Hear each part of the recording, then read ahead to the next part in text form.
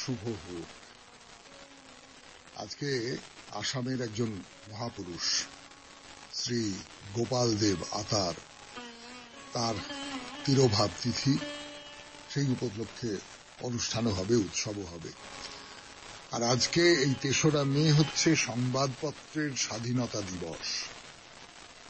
সংবাদপত্রকে তো স্বাধীন হয়ে থাকতে হবে, সংবাদপত্রকে তো নিরপেক্ষ হয়ে থাকতে হবে, সংবাদপত্রকে তো কোনো একজন বা একটি গোষ্ঠীর কথা বললে চলবে না। সেটা করার ক্ষেত্রে অনেক বাধা, তাই নিয়ে আলোচনা করবার অবসর নেই আমাদের। কিন্তু আজ সেই সংবাদপত্রের স্বাধীনতা দিবস। এবারে বেনি মাধবশীলের পঞ্জিকা অনুযায়ী আজকের দিনটার কথা বলি। আজকে 19শে বৈশাখ 1432, ইংরেজির ৩রা মে 2025। আজ শনিবার, ষষ্ঠী। সূর্যোদয়ের সময় ভোর 5:07, সূর্যাস্তের সময় বিকেল 6:01। নক্ষত্র পুনর্বসু। আজ জন্মে মিথুন রাশি, শূদ্র বর্ণ, মতান্তরে বৈশ্য বর্ণ, দেবগণ। দিনের বেলা 11:54 গতে কর্কট রাশি, বিপ্রবর্ণ। আমাদের হোয়াটসঅ্যাপে চিঠি পাঠাবার নাম্বার 9831922927। চিঠির গোড়ায় অতি অবশ্যই SG লিখতে হবে, সেটা আপনারা সকলেই জানেন। এইবার আজকের অনুষ্ঠান সম্পর্কে বলি। প্রথমে পুরাণ চিরন্তন, সেখানে দিব্যাস্ত্রের কথা বলছিলাম। তো দিব্যাস্ত্রের সূত্র ধরে নানান গল্প উঠে পড়ছে। দ্রোণাচার্যের সঙ্গে প্রথম কুরু বালকদের কোথায় আলাপ হলো এবং তার সূত্র ধরে দ্রোণাচার্য তাদের অস্ত্রগুরু হিসেবে নির্বাচিত হলেন, অন্তঃপুরে প্রবেশ করতে পারলেন। সেই গল্প আপনাদের বলেছিলাম এবং বলেছিলাম কি অসাধারণ টিপ, যাকে বলে লক্ষ্য ভেদ করবার কি অসাধারণ ক্ষমতা, তার কথা বলেছিলাম। এরকম আরো গল্প বলবো আপনাদের। তারপরে চলে যাব স্বামী বিবেকানন্দের রচনা থেকে পাঠ এই পর্বে। রচনার নাম আত্মার মুক্ত স্বভাব। যতটা পড়েছিলাম তারপর থেকে পড়ে শোনাব। তারপরে কথামৃত থেকে পাঠ, ঠাকুর শ্রী রামকৃষ্ণ পরমহংসদেবের কথামৃত।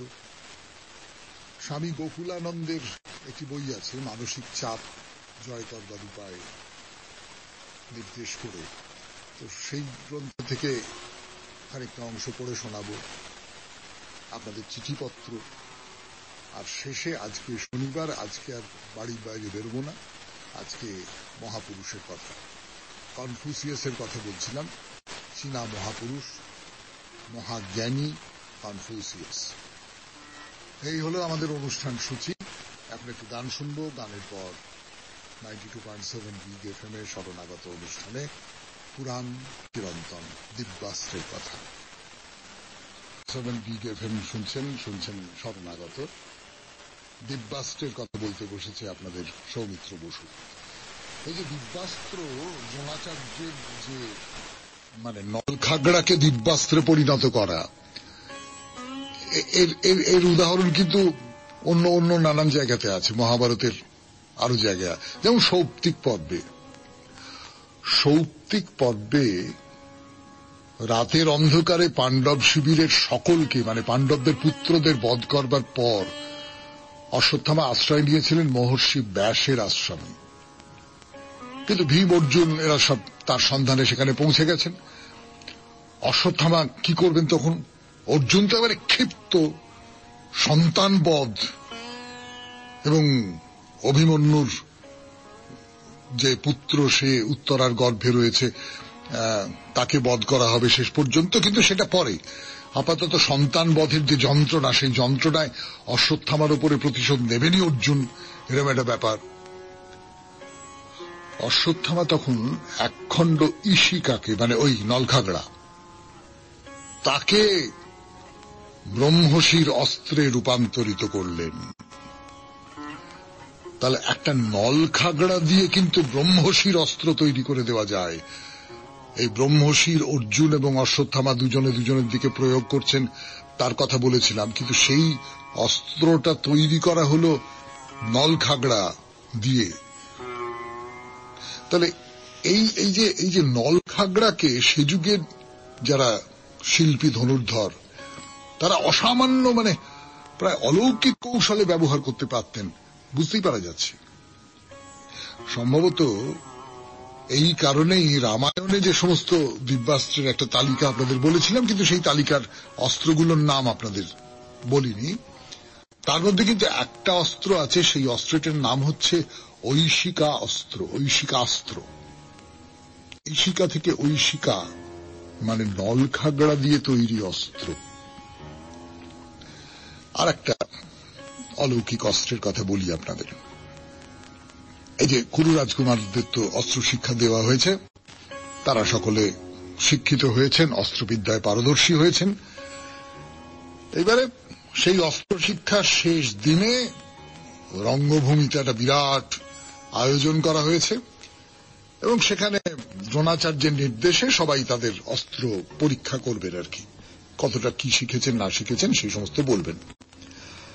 তা দ্রোণাচার্য অর্জুনকে ডেকেছেন, তুমি আমার শ্রেষ্ঠ শিষ্য, তুমি দেখাও।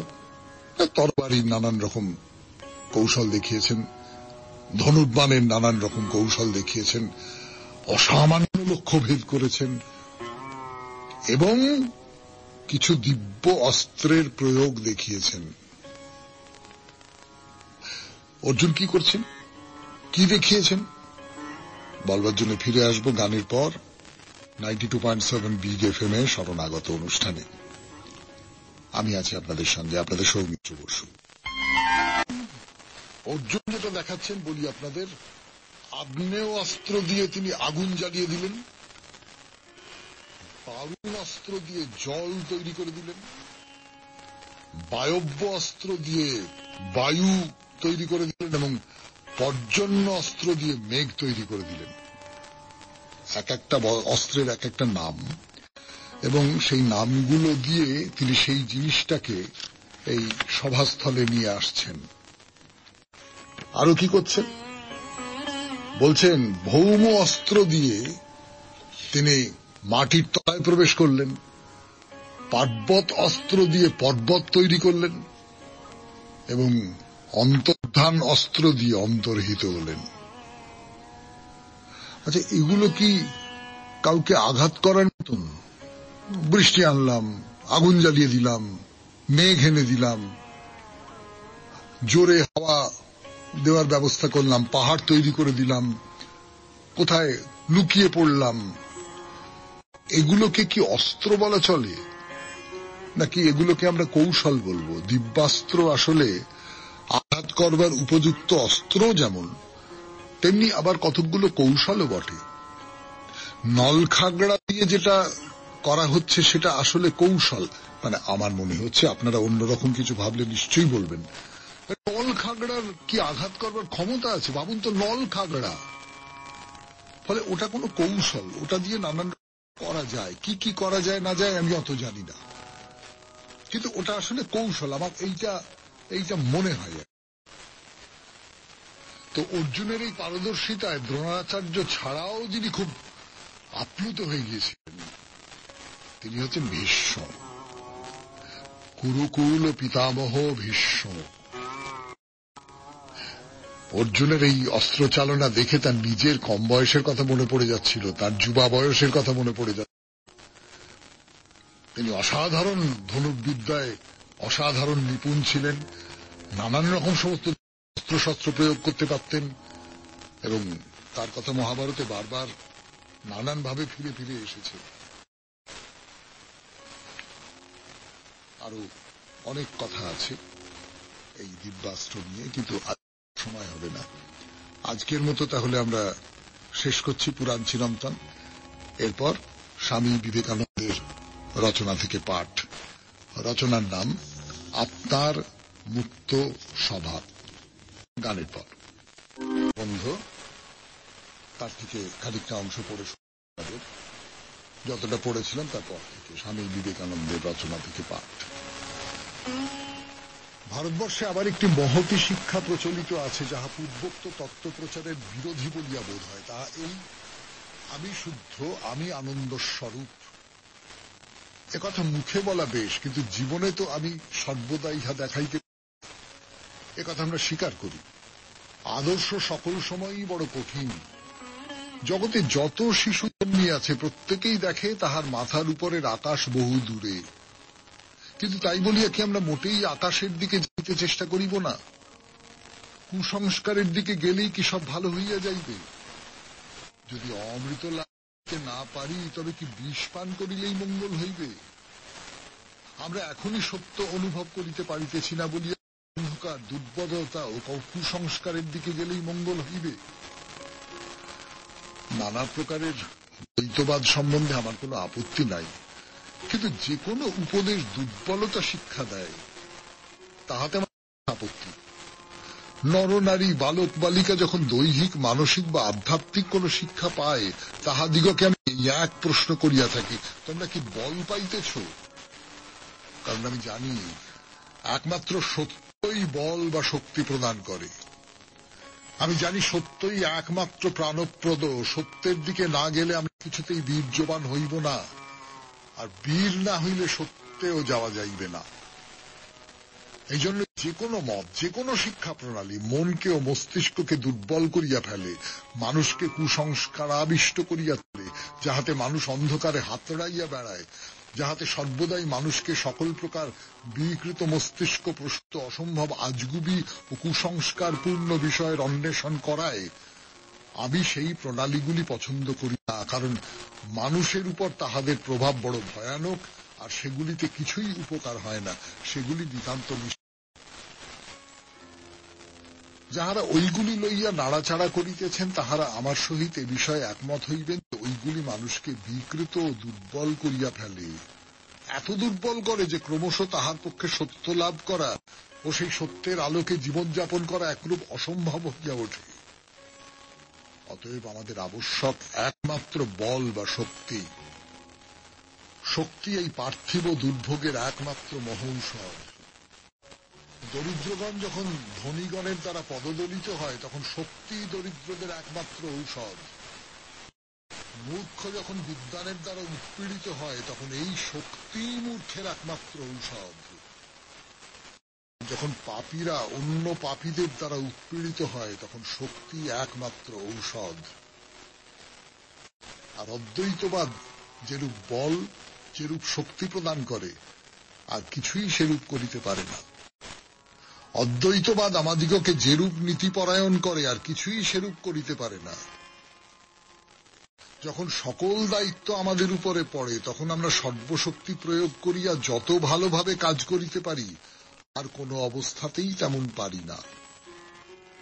আমি তোমাদের সকলকেই আহ্বান করিতেছি, বলো দেখি, যদি একটি ছোট শিশুকে তোমাদের হাতে দিই, তোমরা তাহার প্রতি কিরূপ ব্যবহার করিবে? মুহূর্তে তোমাদের জীবন বদলাইয়া যাইবে। তোমাদের স্বভাব যেমন হোক না কেন, তোমরা অন্তত সেই সময়ের জন্য সম্পূর্ণ নিঃস্বার্থ হইয়া যাইবে। তোমাদের উপর দায়িত্ব চাপাইলে তোমাদের পাপবৃত্তি সব পলায়ন করিবে, তোমাদের চরিত্র বদলাইয়া যাইবে। শুনলেন স্বামী বিবেকানন্দের রচনা থেকে পাঠ। রচনার নাম আত্মার মুক্ত স্বভাব। এরপর গান, গানের পর কথা। থেকে পাঠ 92.7 বিগ এফএম এ শরণাগত অনুষ্ঠান শুনছেন। আমি আছি আপনাদের সঙ্গে, আপনাদের সৌমিত্র বসু। বলছি, ওই যে বিদ্যাসুন্দরে বিদ্যা সেজেছিল যে ছেলেটি, তার সঙ্গে ঠাকুরের যে কথোপকথন, সেই কথোপকথন শোনাচ্ছি আপনাদের। তো ঠাকুর একটা উপমা দিয়েছেন, বলছেন যে যাত্রাতে মাথায় কলসি রেখেছে অথচ নাচছে। তো ঠাকুর কি বলছেন? বলছেন সংসার করবে অথচ মাথার কলসি ঠিক রাখবে, অর্থাৎ ঈশ্বরের দিকে মন ঠিক রাখবে। এইটা হচ্ছে আমাদের জন্য উপদেশ। আমরা যারা গৃহী মানুষ, আমাদের জন্য উপদেশ। এই উপদেশটা মেনে চলা কঠিন, কিন্তু হয়তো সম্পূর্ণ এইটাকে অনুসরণ করা আমি জানি না। আমি অন্তত পারবো না। আপনাদের মধ্যে কেউ কেউ পারতে পারেন, কিন্তু আমি তো পারবো না। কিন্তু খানিকটা চেষ্টা করা যায়। খানিকটা চেষ্টা করলে আনন্দিত করবে। সেই ঢেউগুলো কখনো কখনো আপনাকে দুঃখের মধ্যে ছুঁড়ে ফেলে দেবে। এই সমস্তগুলো করবে।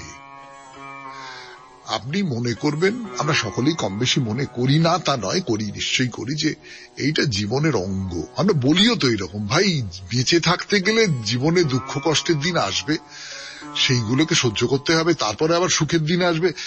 এইটা কিছু করার নেই তোমার, এইটা নিয়ে ঘ্যান ঘ্যান করো না ভাই। এইটা নিয়ে অনেকে আছে না, এই আমার তো যা হলো, মানে আমি কি বলবো, আমার একেবারে আরে ভাই ঠিক আছে, তুমি ভাববার চেষ্টা করো, তোমার চেয়ে অনেক গুণে খারাপ অবস্থায় অনেক লোকে আছে, ভাবো, বা মনে করো যে এইটা কেটে যাবে কেটে যাবে কেটে যাবে। এটা এত বড় জীবন, তার মধ্যে কটা দুঃখের দিন, সেই দুঃখের দিনগুলো চিরকাল থাকবে, এটা হয় নাকি? তার ভেতর থেকে মানুষ ঠিক আনন্দের দিকে চলে যায়। তো এইসব, তো ঠাকুর বলছেন যে ওই ওই ওই বিশ্বাসটা, ঈশ্বরের দিকে মনটা রাখা। আমি পল্টনের সেপাইদের বলেছিলাম, তোমরা সংসারের কাজ করবে, কিন্তু কালরূপ ঢেঁকি হাতে পড়বে, এটি হুঁশ রেখো। এটি ঠাকুরের একটা খুব প্রিয় উপমা না, যে ঢেঁকিতে পাড় দিচ্ছে, ঢেঁকিতে একটা গর্ত, তার উপর একটা ধপধপ করে একটা কাঠ এসে পড়ছে, অন্য একজন পা দিয়ে সেটাকে করছে, ওই তার মধ্যে দিয়ে ভেতরে যেটা আছে সেইটাকে, চালটাকে ঠিক করে দিতে হচ্ছে। তো একটু এদিক ওদিক হলে হাতের উপর পড়বে, হাতটা থেঁতলে যাবে। কিন্তু অন্যদিকে মন দিয়ে ছেলেকে মাই দিতে দিতে আর 5টা কথা বলতে বলতে কিন্তু করে যাচ্ছে, যন্ত্রের মতো করে যাচ্ছে। তার কারণ একটা বোঝাপড়া আছে, যে ঢেঁকিটা যে লয়ে পড়ছে, তোমার হাতটাও সেই লয়েই কাজ করছে। এই লয়টা গোলমাল হয়ে গেলেই পুরোটা গোলমাল হয়ে যাবে। এই লয়টা গোলমাল হয়ে গেলেই তোমার হাতের সঙ্গে তার যে বোঝাপড়াটা, সেইটা নষ্ট হয়ে যাবে। তো সেপাইদের বলছে যে এইটা মাথায় রেখো, ঈশ্বরের দিকে মন রাখো, সংসারের কাজ করো, কিন্তু মৃত্যু দরজায় দাঁড়িয়ে আছে, যে কোনো মুহূর্তে চলে যেতে হতে পারে, এইটা মাথায় রেখো।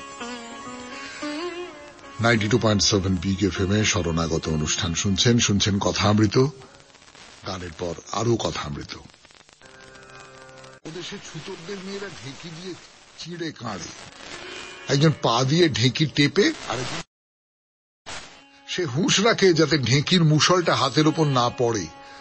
এদিকে ছেলেকে মাই দেয়, আর এক হাতে ভিজে ধান খোলায় ভেজে নেয়, খদ্দেরের সঙ্গে কথা বলছে, তোমার কাছে এত বাকি পাওনা আছে, দিয়ে যেও।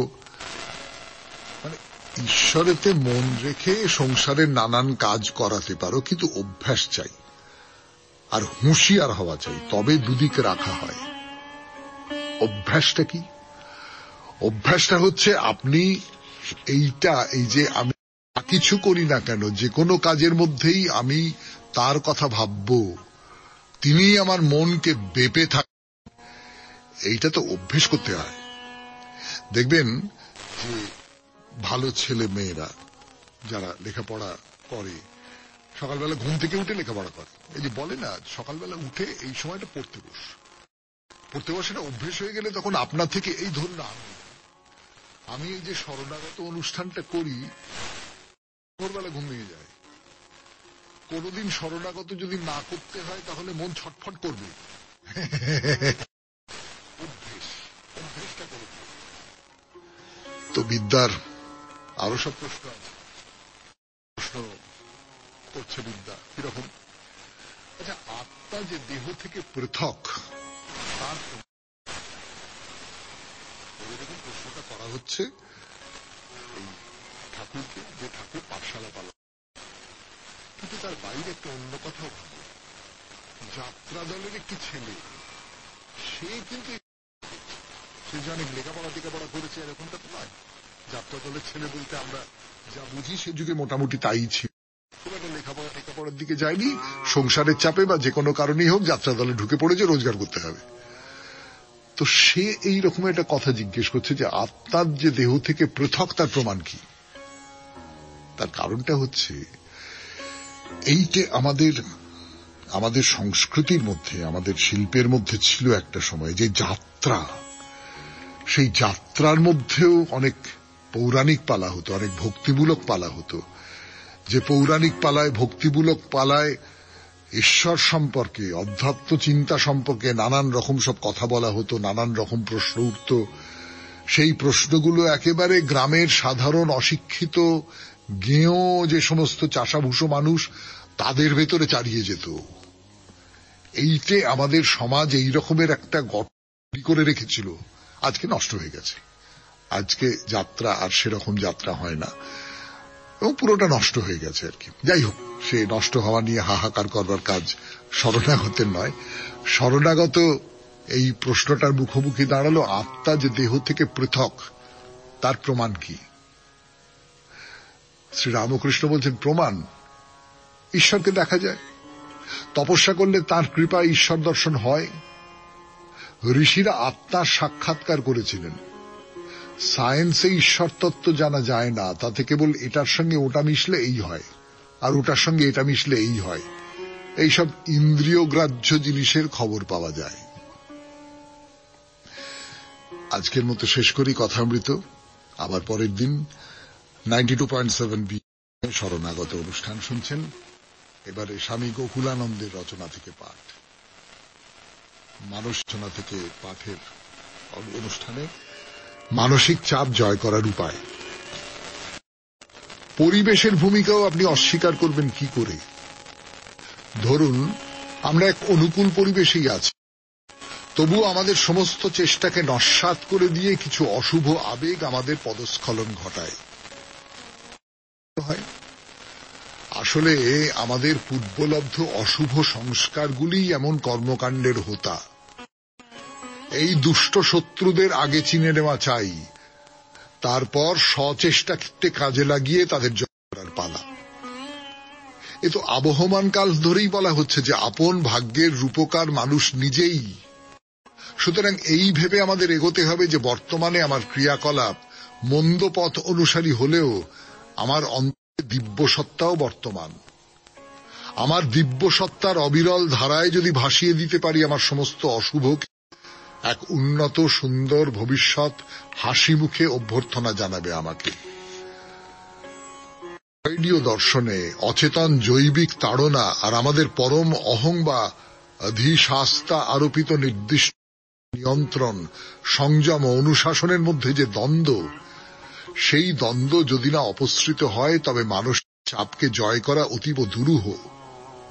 এই দ্বন্দ্ব দূরীকরণে প্রয়োজন প্রকৃত ধর্মীয় দৃষ্টিভঙ্গির অনুশীলন। কিন্তু ফ্রয়েডীয় মতাদর্শীদের সাম্প্রতিক চিন্তাধারা সোচ্চার হয়ে বলছে যে অধিশাস পরম অহং যদি তার সমস্ত বিধিনিষেধ ও অনুশাসন উঠিয়েও নেয়, তবু মানসিক চাপ থেকেই যায়। তারা বিশ্বাস করেন যে অন্তরের দ্বন্দ্বকে পুরোপুরি দূর করা অসম্ভব, আর এ থেকেই জন্ম নেয় মানসিক পীড়ন ও বিপন্নতা। একটা উদাহরণ দিই। ধরুন কেউ একজন একটা টিভি বা ভিসিআর নিয়ে জঙ্গলে গিয়েছেন, তাকে যথেচ্ছ উপভোগের জন্য।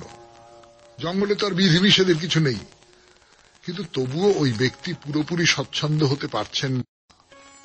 তার ভিতর থেকে উঠে আসছে এক অদ্ভুত অনুশাসন। তার অন্তরের অন্তঃস্থল থেকে কে যেন বলছে, ঠিক করছো না, নিজেকে নষ্ট করছো তুমি। নেহাত পশু না হলে অন্তর থেকে আসা এ কণ্ঠস্বর বিচলিত করবেই। অতএব দেখুন, এখানে বিধিনিষেধটা কিন্তু বাহ্যিক নয়, কিন্তু অনুশাসন বাহ্যিক হতে পারে না। এ সর্বোচ্চ অনুশাসন ভিতর থেকে উঠে আসে, এবং এরই হল বিবেক।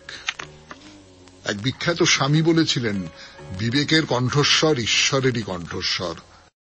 যখন বাহ্যিক কোনো বাধা নিষেধ থাকে না, তখন আমাদের মন আমাদের ভিতর থেকে কে যেন বলে ওঠে, এ কাজে এটা ভুল।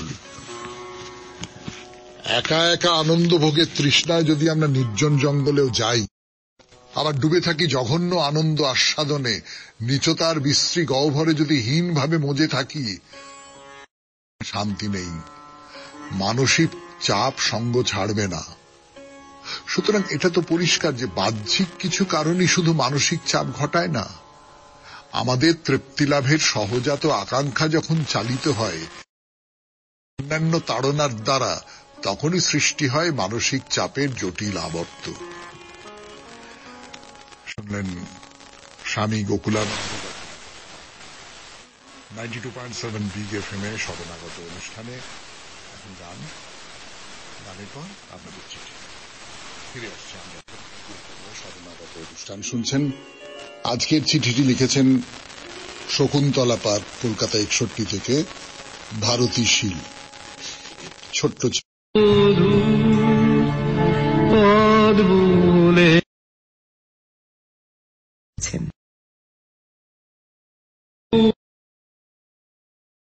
তার সমস্ত লেখা সত্য।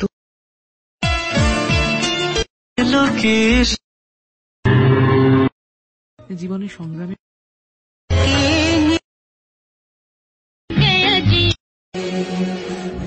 দুবার পড়া হয়েছে। এটা যে আপনার ইচ্ছাকৃত নয় সে বিষয়ে আমি নিশ্চিত।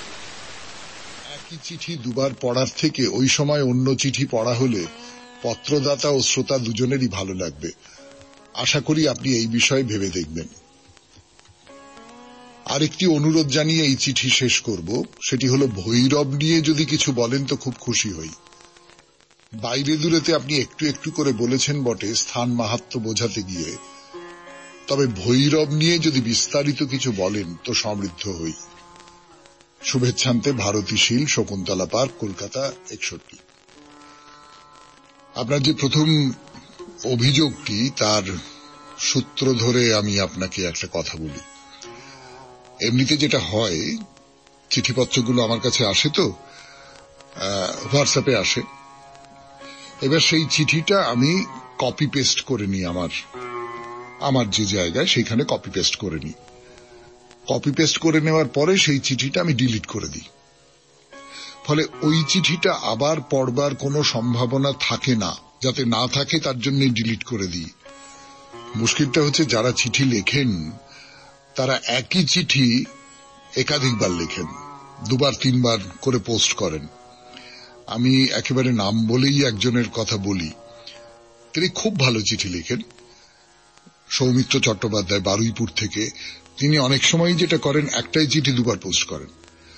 ফলে হয় কি, ওইটা মুছে ফেলেছি কিন্তু সেই চিঠির কপি একটা থেকে গেছে এবং ভুলে গেছি যে এই চিঠিটা পড়া হয়েছিল। অনেক সময় মনে পড়ে যায়, অনেক সময় ভুলে যাই, তার ফলে এই গন্ডগোলটা হয় আর কি। এইরকম আমি শুধু সৌমিত্রবাবুর নাম বললাম, কিন্তু আরো অনেকে এরকম আছেন যারা একই চিঠি একাধিকবার করে লেখেন। এইটা যদি আপনারা বন্ধ করেন তাহলে আমার মনে হয় ভারতী দেবী যে অভিযোগটা করছেন আমার সম্পর্কে, সেইটে না, উনি অভিযোগ করেননি, উনি খুব বিনীতভাবেই বলেছেন, সেইটে আর করতে হবে না আর কি।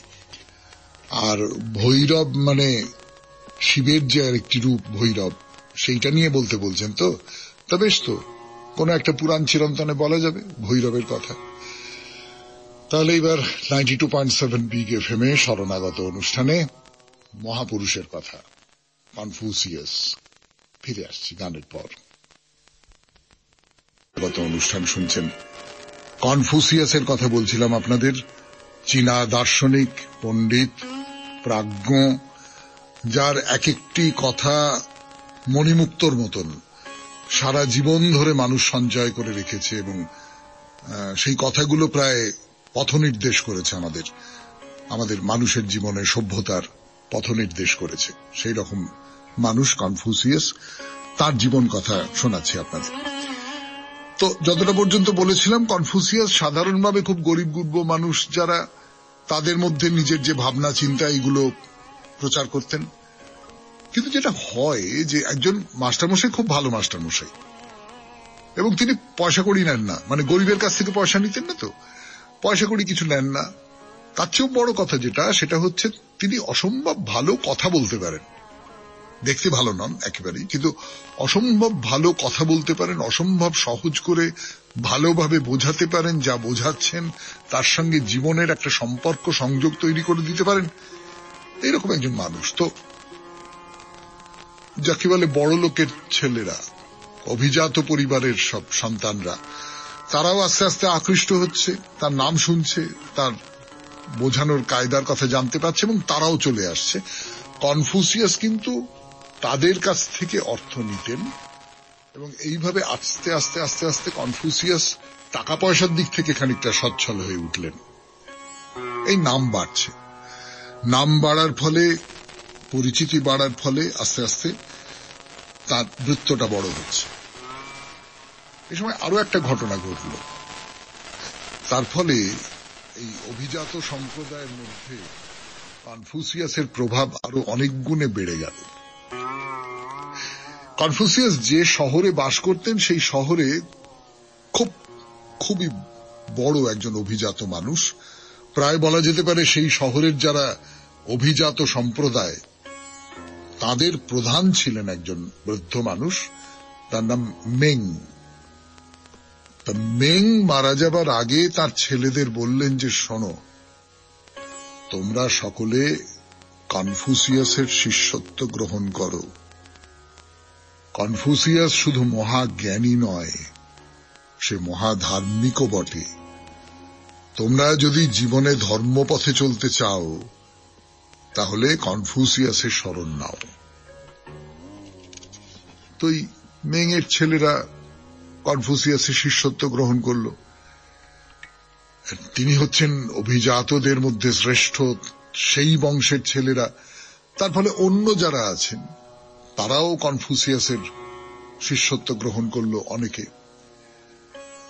তো এইরকম যখন অবস্থা, তখন দেশে একটা সামরিক বিপর্যয় দেখা দিল। সেটা কিরকম? প্রতিবেশী দেশ এই দেশকে আক্রমণ করল। চারপাশে লুট তরাজ, মৃত্যু, হত্যা।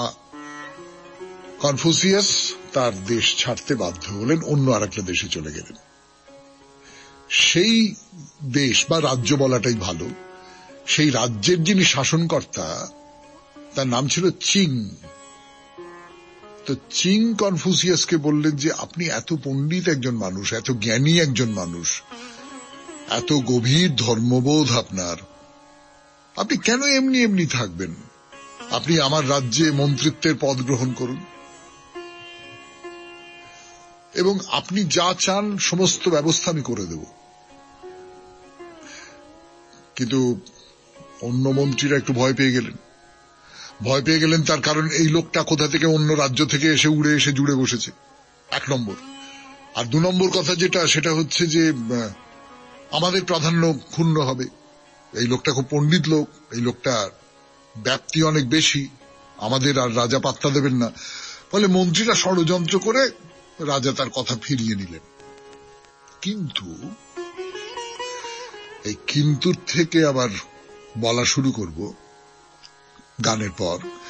92.7 বিগ এফএম এ শরণাগত অনুষ্ঠানে শুনছেন মহাপুরুষের কথা, কনফুসিয়াসের কথা। কিন্তু মন্ত্রী হওয়া হলেও বটে, তিনি সরকারিভাবে মন্ত্রী নন। কিন্তু এই যে রাজা চিং নানান ব্যাপারে কনফুসিয়াসের কাছ থেকে নানান রকমের সমস্ত পরামর্শ নিতেন। তাই তিনি জিজ্ঞেস করছেন কনফুসিয়াসকে, আচ্ছা একজন শাসনকর্তা, শাসক, তিনি সফল এইটা কি করে বোঝা যাবে? তার সাফল্যের পরিমাপটা কি করে করা যাবে? তা কনফুসিয়াস কি বললেন এই কথাটা খুব গুরুত্বপূর্ণ, আমাদের প্রত্যেকের ক্ষেত্রে খুব গুরুত্বপূর্ণ। বলছেন একজন শাসক তখনই সফল যখন তিনি সত্যি শাসক, প্রকৃত শাসক। ভৃত্য সবসময়ই ভৃত্য থাকে, কিন্তু যিনি পিতা তিনি সত্যি সত্যি প্রকৃত পিতা হন যদি পুত্র সত্যিকারের পুত্র হয়। অর্থাৎ এর সোজা কথা মানেটা যেটা আমি বুঝেছি সেটা হচ্ছে এই যে যিনি শাসক তাকে শাসক হতে হবে, যিনি প্রজা হতে হবে। প্রত্যেককেই তার যে সামাজিক অবস্থান, তার যে সামাজিক দায়িত্ব, সেই দায়িত্বগুলোকে ঠিক মতো পালন করতে হবে। তো এই যে চিং, এই রাজ্যের ডিউক, তিনি কনফুসিয়াসের এই কথাটা বুঝতে পারলেন। তিনি বুঝলেন যে আমার শাসক যদি হতে হয় তাহলে আমার মধ্যে অনেকগুলো গুণের একটা সমন্বয় ঘটাতে হবে। একটা গুণের অভাবও যদি থাকে তাহলে সত্যিকারের শাসক হওয়া যাবে না। তাকে কেন মানবে? আমাকে যে মানুষ মানবে তার জন্য তো আমাকে সেই সমস্ত মানুষের থেকে উপরে থাকতে হবে, আমার চরিত্রের দিক থেকে, আমার বুদ্ধির দিক থেকে, আমার মেধার দিক থেকে, আমার সব দিক থেকে। আর ভৃত্যের ধর্ম কি? ভৃত্যের ধর্ম হচ্ছে প্রভুর প্রতি বিশ্বস্ততা। যে ভৃত্য বিশ্বাস ভঙ্গ করে, সে তো প্রভুর মর্যাদা নষ্ট করে, তাকে কিছুতেই আদর্শ ভৃত্য বলা যায় না। এই যে প্রত্যেকের নিজের নিজের দায়িত্ব আছে, সেই দায়িত্বটাকে পালন করা। যেমন বাবার কাজটা কি? বাবার কাজ কি শুধুমাত্র ছেলেপুলেদের ভরণ পোষণ, তার মধ্যেই আটকে থাকা? না, ছেলেপুলেদের যথার্থ শিক্ষা দেওয়া, এটা হচ্ছে বাবার কাজ। যে পিতা সন্তানের প্রতি তার এই কর্তব্য পালন করেন না, তিনি সন্তানের জন্মদাতা হতে পারেন, কিন্তু বাবা হবেন না। আর বাবা যদি তার আদর্শ থেকে বিচ্যুত হন, তাহলে ছেলেও কখনো আদর্শবান হতে পারে না। অর্থাৎ সবকিছুর সঙ্গে সবকিছুর একটা সংযোগ আছে, সবকিছুর সঙ্গে সবকিছু অচ্ছেদ্য বন্ধনে বাঁধা হয়ে আছে। আমাদের এই যে সমাজ, এই সমাজটাও এইরকম বাঁধা থাকার কথা। বন্ধনটা সবসময় থাকছে না, ছেড়ে যাচ্ছে। এটা তো আমরা নিজেরা খুব ভালো করে বুঝতে পারি। তাহলে আজকের মতো শেষ করলাম। মহাপুরুষের কথা শরণাগত। আমাদের হোয়াটসঅ্যাপে চিঠি পাঠাবার নাম্বার 9831922927। চিঠির গোড়ায় অতি অবশ্যই SG লিখতে হবে। তাহলে বিদায়। খুব ভালো থাকবেন, আনন্দে থাকবেন। নমস্কার। শুভ হোক। আজকে আসামের একজন মহাপুরুষ শ্রী গোপাল দেব আতার, তার তিরোভাব তিথি। সেই উপলক্ষে অনুষ্ঠানও হবে, উৎসবও হবে। আর আজকে এই ৩রা মে হচ্ছে সংবাদপত্রের স্বাধীনতা দিবস। সংবাদপত্রকে তো স্বাধীন হয়ে থাকতে হবে, সংবাদপত্রকে তো নিরপেক্ষ হয়ে থাকতে হবে, সংবাদপত্রকে তো কোনো একজন বা একটি